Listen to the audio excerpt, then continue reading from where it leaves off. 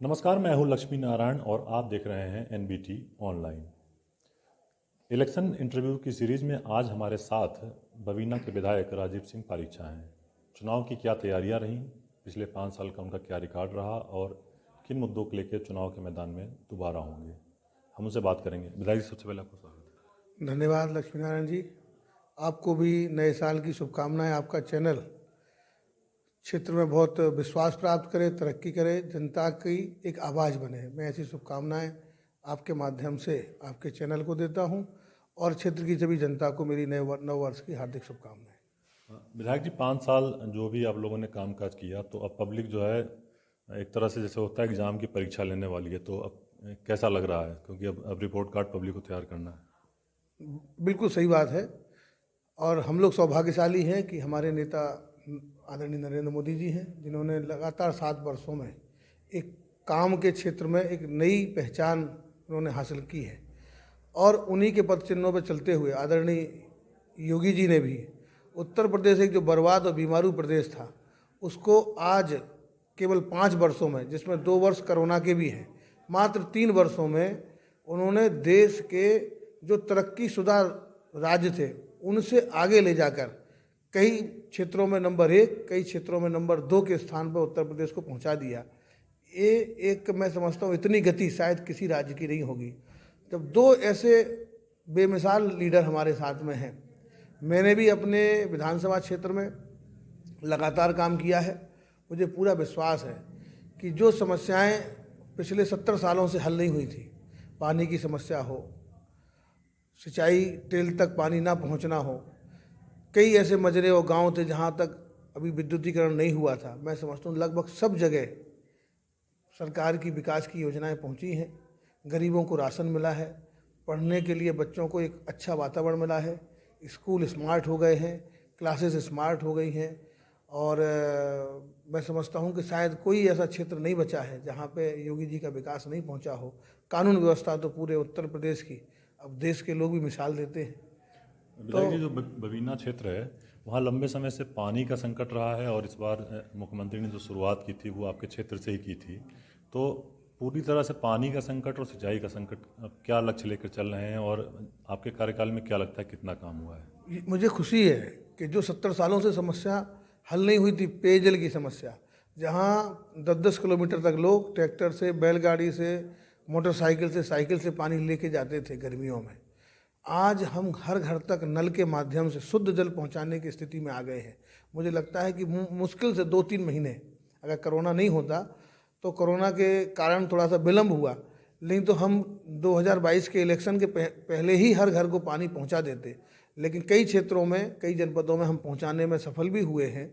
लेकिन बबीना में, झांसी जिले में मैं समझता हूं 2 से 3 महीने में हर घर को जल पहुंचना प्रारंभ हो जाएगा और आगे आने वाले 2022 के अंतिम माह तक, दिसंबर तक, कोई भी ऐसा घर नहीं बचेगा जिस घर पर योगी जी का शुद्ध जल ना पहुंचता हो। विधायक जी, बवीना क्षेत्र में बसपा के नेता थे लोधी समाज के, वो आपकी पार्टी में आ गए हैं और बीएसपी ने उसी बिरादरी के एक कैंडिडेट को उतारा है। समाजवादी पार्टी के जो प्रत्याशी हैं वो यहाँ के दिग्गज नेता, उनके पुत्र संभावित माने जा रहे हैं, तो इस पूरे समीकरण को किस तरह से आप देखते हैं, किस तरह की चुनौती आपको मिलने वाली है। इन्हीं समीकरणों पे पिछले 2017 में जनता ने अपना मैंडेट दिया था, यही समीकरण थे और मैं समझता हूँ यथासंभव यही परिणाम लगभग 2022 में आएंगे। फर्क इतना होगा, पिछले बार 17,000 का जीत का अंतर था, इस बार 70,000 से अधिक का जीत का अंतर होगा।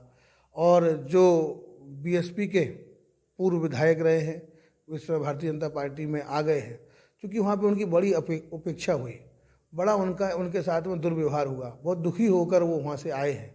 और मैं समझता हूँ जो नए प्रत्याशी बसपा ने घोषित किया है, अब बसपा वैसे तो पूरे उत्तर प्रदेश में कहीं चुनाव लड़ ही नहीं रही है, हमें लगता है इस बार उनका मन ही नहीं है चुनाव लड़ने का। और बुंदेलखंड में तो बसपा पूरी तरीके से नदारत है और बबीना विधानसभा में तो एक तरीके से बहुजन समाजवादी पार्टी के सभी कार्यकर्ता, मैं चाहे सेक्टर लेवल के हों, बूथ लेवल के हों, विधानसभा स्तर के हों, मंडल स्तर के हों, लगभग सभी कार्यकर्ताओं ने भारतीय जनता पार्टी का दामन थाम लिया है और पूरे हर्ष के साथ में, विश्वास के साथ में भारतीय जनता पार्टी परिवार में वो सम्मिलित हो गए हैं और उनका अब नया जो ठिकाना है, नया एड्रेस है, वो भारतीय जनता पार्टी परिवार है। विधायक जी, बुंदेलखंड की कई सीटों के बारे में कहा जा रहा है कि जो सिटिंग एमएलए हैं उनका टिकट काटा जाएगा। इस बारे में क्या पार्टी में किसी तरह की चर्चा है और इस पर आपकी क्या प्रतिक्रिया है? ये पार्टी का निर्णय है, जिसको उपयुक्त तो समझती है पार्टी उसको लड़ाती है, और हम लोग भारतीय जनता पार्टी के सिपाही हैं। हम लोग इन सब चीज़ों में, ये हमारा काम भी नहीं है, ये हमारा विषय भी नहीं है। ये विषय पार्टी नेतृत्व का है, जिसको उपयुक्त समझेगी उसको लड़ाएगी। ज़रूरत सरकार बनाने की है। कौन विधायक बनेगा कौन नहीं बनेगा ये महत्वपूर्ण नहीं है। जनता को सरकार संरक्षण देती है, उसकी सुविधाओं को बढ़ाती है सरकार। अगर सरकार हमारी है तो आज जनता को आनंद है। कोरोना जैसी महामारी में आज योगी जी की सरकार नहीं होती, भारतीय जनता पार्टी की सरकार नहीं होती, तो जो गिनती अगर हम लोग तुलना करें दिल्ली से, महाराष्ट्र से, जो हमसे कई गुना आगे राज्य हो, आबादी में हमसे आधे हैं या हमसे 1/10वें हिस्से पे हैं, वो हमसे कई गुना ज़्यादा उनकी स्थितियां खराब हो गई। अगर हम मृत्यु दर देखें तो हमसे कई गुना ज़्यादा है। तो योगी जी ने जो काम किया है ये सरकार के नाते किया है। पूरे उत्तर प्रदेश को बचा लिया है, मोदी जी ने देश को बचा लिया है। अगर योगी जी की सरकार नहीं होती, भारतीय जनता पार्टी की सरकार नहीं होती, तो ये कहना ठीक तो नहीं है, लेकिन फिर भी आगाह करने के लिए ये ज़रूरी है कि अगर योगी जी मुख्यमंत्री नहीं होते तो उत्तर प्रदेश के हाल बहुत ही बेहाल होते। यहाँ शायद ही कोई घर बसता जहाँ पे कोरोना अपना तांडव ना बचाता।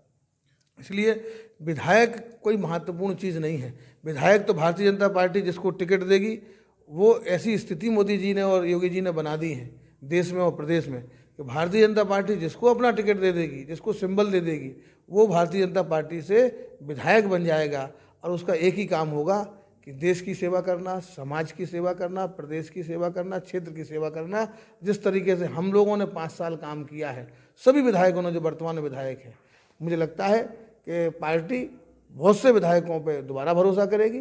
कुछ लगेगा कि यहाँ पे समीकरण कुछ बदल रहे हैं, कुछ कमियां रह गई हैं, किसी ने इंटरेस्ट कम लिया है, तो पार्टी को करना चाहिए। हम लोग उसके समर्थक हैं, इसमें कोई विरोध की हमारी विरोध नहीं है। जो पार्टी के लिए जीतने वाला प्रत्याशी होना चाहिए, पार्टी को उसको ही टिकट देना चाहिए, कोई बड़ी बात नहीं है। विधायक जी, बुंदेलखंड में 19 की 1900 सीटें भारतीय जनता पार्टी के पास है। इस बार क्या आकलन आप लोग कर रहे हैं? क्या चुनौती मिलने वाली है? फिर 19 में 19 आएंगी, ये तो सभी जान रहे हैं। सभी चैनलों के सर्वे भी बता रहे हैं, कोई 17 बता रहा है, कोई 18 बता रहा है, कोई 19 बता रहा है। मुझे लगता है कि 19 से बेहतर तो हो नहीं सकता, क्योंकि वो एक्सट्रीम है और हम लोग एक्सट्रीम को हासिल करने के आदी हो गए हैं। मुझे लगता है कि हर सीट पे हम जो कुछ और बेहतर कर सकते हैं वो ये है कि हर सीट पे हम लोग जीत का अंतर बढ़ाएंगे। 19 से ज़्यादा सीटें हो नहीं सकती, तो प्रत्येक सीट पे भारतीय जनता पार्टी के प्रत्याशी का जीत का अंतर पिछली बार से ज़्यादा होगा। ये इस बार हम बेहतरीन करके दिखाएंगे। बवीना में अगर हम एक सबसे बड़ी उपलब्धि और एक ऐसा काम जो आपको लगता है ये रह गया, अगर आपसे पूछना चाहें तो क्या बताएंगे? उपलब्धि तो सबसे बड़ी पेयजल की योजना है। अभी जो रह गया है वो हर खेत तक पाइप के माध्यम से सिंचाई के लिए जल वो रह गया है, और उसको मैं आपके माध्यम से अपनी जनता को आश्वस्त करता हूं कि 2027 का चुनाव, जैसे मैंने कहा था 2017 में कि हर घर को हम पानी पहुंचाएंगे, ये हर घर को हम सड़क के माध्यम से जोड़ेंगे। कोई गांव ऐसा नहीं है जहां पे बेहतर सड़क की कनेक्टिविटी ना हो। कोई ऐसा गांव और मजरा नहीं है जहां तक हमने बिजली का इंतजाम ना किया हो। अब हर घर तक भी बिजली हम लोग पहुंचाएंगे, हर घर तक हम पानी पहुंचा रहे हैं, हर खेत तक पानी हम सिंचाई के लिए पहुंचाएंगे। 2027 में जब चुनाव होगा, एक भी खेत ऐसा नहीं बचेगा, एक भी गांव जहां पे योगी जी का खेतों तक पानी ना पहुंचता हो। तो ये थे हमारे साथ बवीना के विधायक जिन्होंने चुनावी मुद्दों पर और